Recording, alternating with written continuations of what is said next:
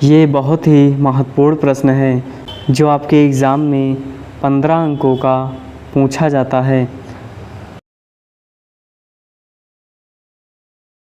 आप इसे एग्ज़ाम में इस तरह से डायग्राम बनाकर आप अच्छे अंक ला सकते हैं।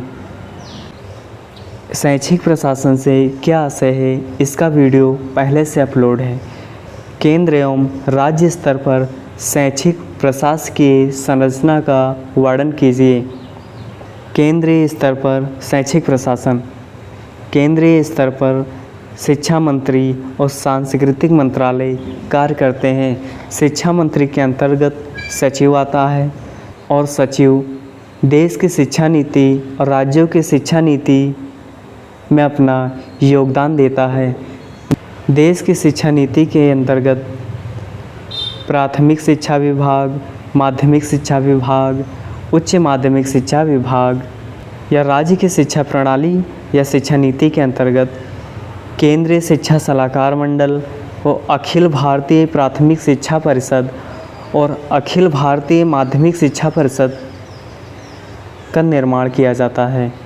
आप इस डायग्राम को एग्ज़ाम में बनाकर एग्ज़ामिनर को आकर्षित कर सकते हैं और 15 में से लगभग ज़्यादा से ज़्यादा नंबर 12 से 14 नंबर आप आसानी से ला सकते हैं।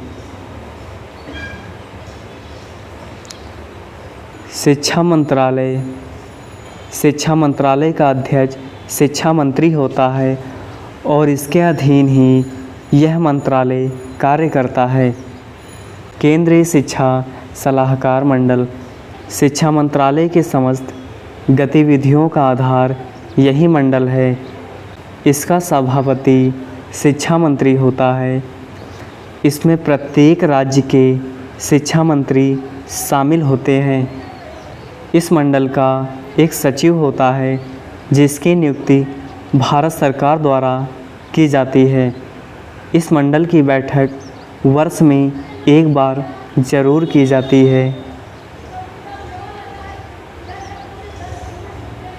अखिल भारतीय प्राथमिक शिक्षा परिषद। इसका अध्यक्ष भारत सरकार का शिक्षा सचिव होता है।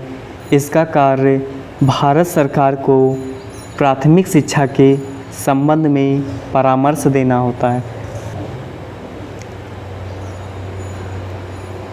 अखिल भारतीय माध्यमिक शिक्षा परिषद। यह परिषद माध्यमिक शिक्षा की प्रगति के संबंध में विचार करती है। इसका अध्यक्ष भारत सरकार का शिक्षा सचिव होता है।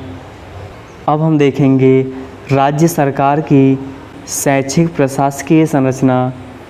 इसके अंतर्गत शिक्षा मंत्री आते हैं और शिक्षा मंत्री 2 कार्यों का निर्वहन करते हैं: वैधानिक कार्य, प्रशासन संबंधित कार्य। नंबर 1, शिक्षा निदेशक। शिक्षा निदेशक का स्थान अत्यधिक महत्वपूर्ण होता है।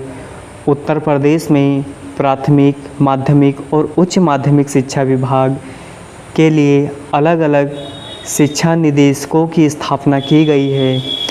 यह शिक्षा विभाग का स्थायी कर्मचारी होता है। शिक्षा मंत्री और सचिव इसके परामर्श से कार्य करते हैं। उप शिक्षा निदेशक।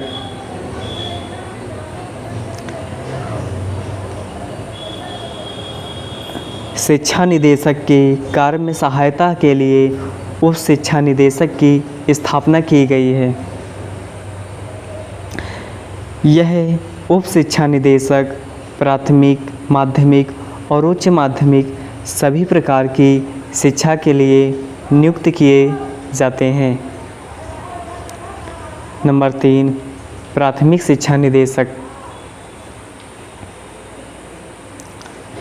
प्राथमिक शिक्षा निदेशक प्राथमिक शिक्षा की सारी जिम्मेदारी राज्य सरकार की होती है। माध्यमिक शिक्षा निदेशक, इसका कार्य राज्य के माध्यमिक व हाई स्कूल विद्यालयों के पाठ्यक्रम का निर्धारण करना व उनकी व्यवस्था करना माध्यमिक शिक्षा निदेशक का ही कार्य है। यह प्रश्न आपके लिए बहुत ही महत्वपूर्ण है, जो कि आपके एग्ज़ाम में बार बार पूछा जाता है और वो भी 15 अंकों का। लाइक करके चैनल को सब्सक्राइब ज़रूर करें।